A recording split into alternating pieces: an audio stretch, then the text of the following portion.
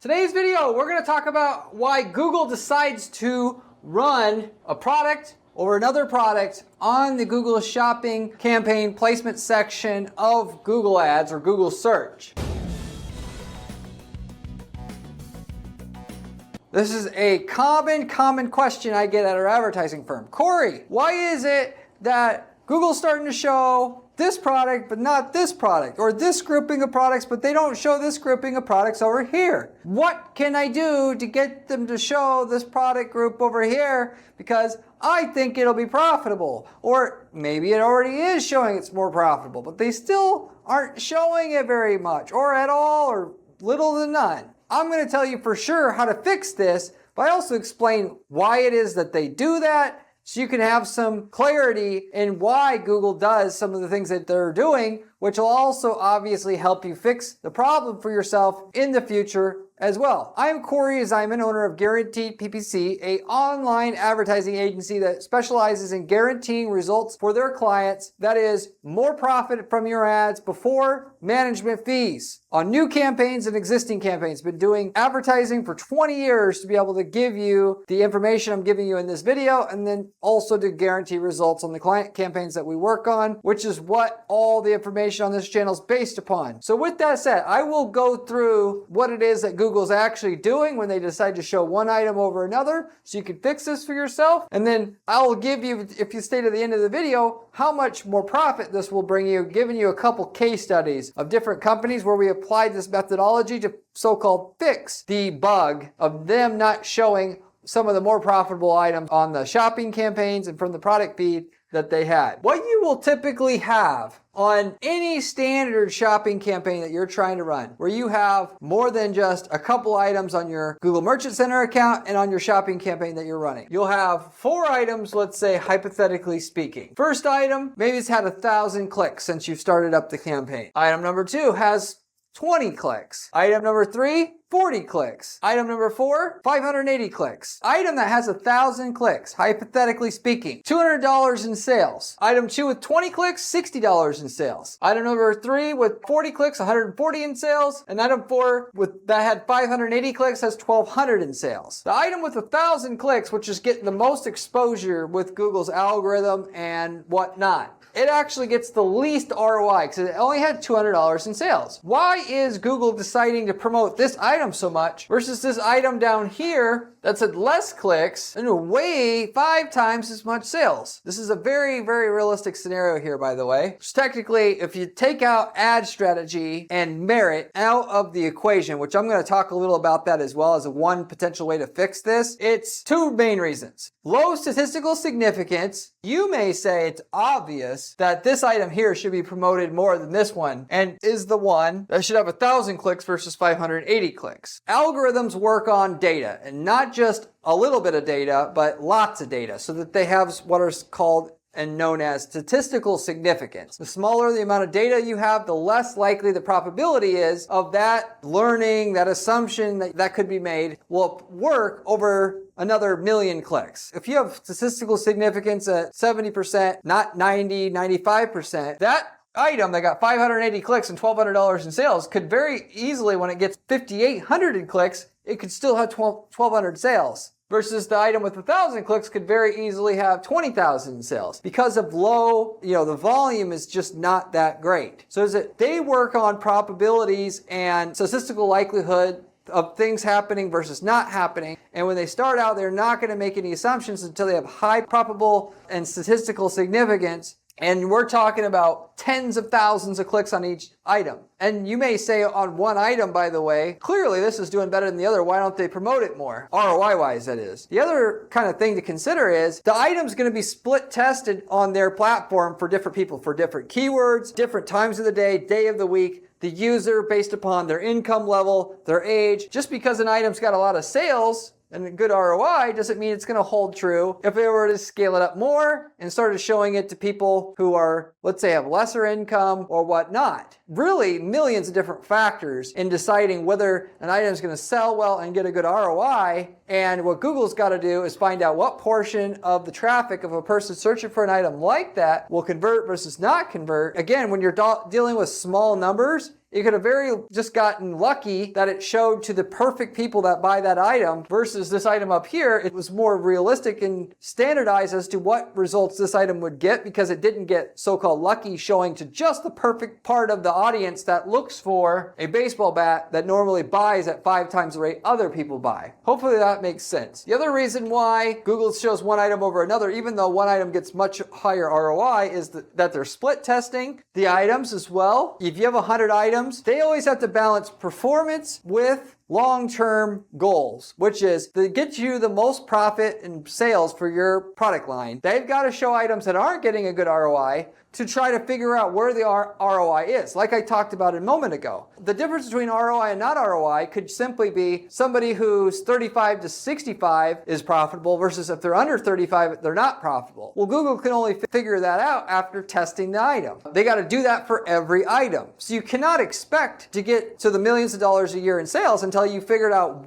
what portion of the public buys each item. And even though an item doesn't have a good ROI short term, they ultimately need to figure out what part of the market actually buys this item. And then furthermore, which items will sell versus not. And if it just right away makes an assumption that 5 items out of the 100 that you're selling do well and started promoting them, then the other 95 that could get customers, Google just tested them more. You're leaving out basically 95% of the potential sales and profit you can make long term. And then that doesn't even take into consideration merit of how you are as an advertiser versus your competition. 8 shopping ads for the user to pick from. Your click-through rate in the auctions that you're showing up in and your conversion rate on the clicks that you get from that shopping ad will dictate whether you get shown a lot or a little in that particular auction in the future. That is, certain search result for a certain type of people. You're measured up against all the other people that are next to you, and if you have higher the click-through rates than them, more likely to get shown in that search result in the future versus less, because it's never shown 100% of the time. In fact, when you start advertising, they're going to only show you like 5% of the time and just test you out and see if you actually have higher click-through rates or higher conversion rates than them. And if you don't, then you may only get stuck at 5% as they continue to test you, maybe find out what portion of the people that see these ads should see your ad versus not see your ad. That is, find out the income level of the user that does well and likes to click through your ad versus not, and that kind of thing like we talked about earlier. Because Google wants people to get a good experience. If Google shows the ads that don't help their users and only took the guy with the most money, then people would learn not to click on ads in the future or pay attention to them because they don't get their needs met very well. They're trying to optimize for long-term revenue, playing the long-term game. What will get people to want to click on ads more and more and more? Because when people want to click on ads more, they can eventually charge what they want for the ad space, if you will, and just get more people clicking so there's more volume at the end of the day. More so on the second one. So with that said,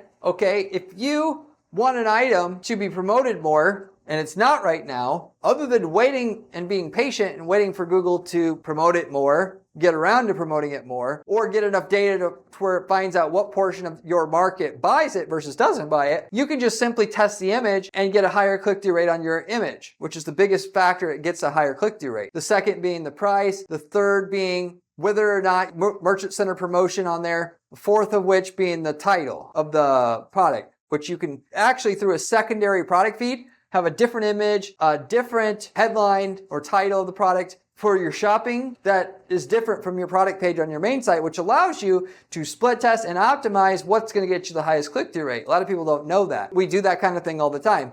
If you have a white background, you can test if an active background is going to work. That is, the grill on a picnic table versus just a white background. Or if it's on a picnic table now, maybe you test a white background instead of that, and that gets a higher click-through rate. Then that will then contribute to getting that item shown more because it naturally has a click-through rate higher than your competition has it now. Frankly, by the way, in that scenario, what you're trying to do is stand out from the rest of the other 7 ads that are there in the shopping space, because if it is, it'll get a higher click-through rate almost every time. What stands out gets attention. What gets attention has a higher chance of getting a click-through itself. And then a conversion rate, obviously, if you optimize your product pages for higher conversion rates, that'll also get you shown more by being physically better as an advertiser, so to say. With all that said, the easiest, simple way, if you don't want to become better, have a better click-through rate and better conversion rate, you can use this other technique, which before I get into doing that or explaining this, just wanted to let you know, if you haven't subscribed to this channel, you absolutely should. because the information I'm giving you about shopping optimization, I cover in detail on this channel, and it comes from somebody who legitimately spends 40 hours a week doing ad testing at our firm to give you the working information about what works and what doesn't work to make millions of dollars a year for your business, running ads for your business on Google and as well as Facebook and other ad platforms. This is all I do. Most other YouTubers and information providers out there on the web that tell you how to make money with your ads are not even running any ads. They run a couple ads. Therefore, the information is basically useless. So if you're going to pay attention to anything and anyone, you want to pay attention to the information on this channel first. You should also check out my blog that I have the actual working methods that we're literally using to guarantee results for clients at our firm. You can find that at guaranteedppc.com/blog. You also, of course, can ask a question, any question you'd like about advertising or marketing in the comment section. I'd be more than happy to tell you, based upon my 20 years of experience advertising, what would likely work the best for you on whatever you're stuck on. So with that said, back to the solution at hand here. Forced separation is the most immediate way to get higher click-through rate on certain items that are not getting clicked right now on your ads. For the most part, there's drawback to doing separation. That is, you create a whole separate campaign that just has those items in it. Then you're going to force Google to show it more. The drawback is you're going to take a fragmentation hit. That is, the learnings of your campaign is going to be spread out amongst two campaigns now, given a certain campaign has to have a certain amount of data to be taken seriously in the ad auction place as a whole. Not only that, but any data that your campaign's picked up already in that one campaign, when you go ahead and put the product in the next campaign, it's going to have to relearn what gets a good ROI all over again to some degree. It will still take some of the learnings from one campaign and apply it to your new campaign, but not all of it.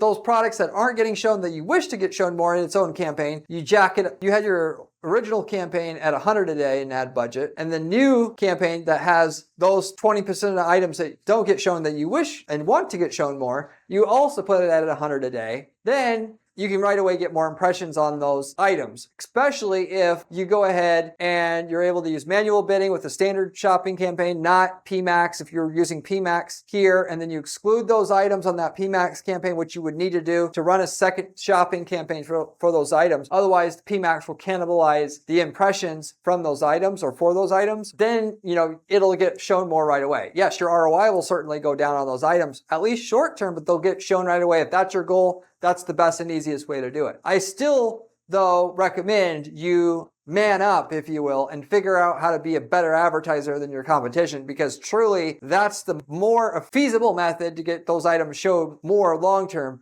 Because bidding more is just going to lower your ROI, and unless you ultimately have a really, really good landing page / site that converts at a super high rate, then you're just going to ultimately drop your ROI under a certain minimum percentage that you need to be profitable, and you're not going to get anywhere. It's much better to just try to figure out how to split test your images and make your product pages better so that Google wants to show you more, than to take the easy out, which is to separate out those items in a new campaign, spend more per click, like I was mentioning a minute ago, and maybe probably not have the ROI that you need to be profitable, and then just have another complaint, which is these items aren't profitable. Yes, they're getting clicks and impressions, but it's not profitable. Because that's always the kind of the thing, right? People like to complain and moan about the ROI on something, then they'll reduce their bids, and then it'll be profitable. Well, then they'll be, I'm not getting any volume, or vice versa. The way that you fix this legitimately is doing the proper thing, which is to be a better advertiser, get higher click-through rates and higher conversion rates than your competition, so Google wants to show you more, and lower your cost per click, which goes along with it, as well as get you a better quality visitor, because Google likes to send the traffic that they know is most likely to convert to the guy who's doing the best job in terms of their click-through rates and conversion rates, which is something that Google doesn't admit, but certainly does happen. I see it all the time in our firm. When you compare the conversion rates on traffic we're getting right away versus down the road once they've looked at our campaign and understand what they're dealing with. It's like saying you're going to go on a diet and I want to find that diet pill to fix my problem, versus getting your lazy ass off the couch and going and exercising and get on a real diet. Because that's what people want, quick fixes.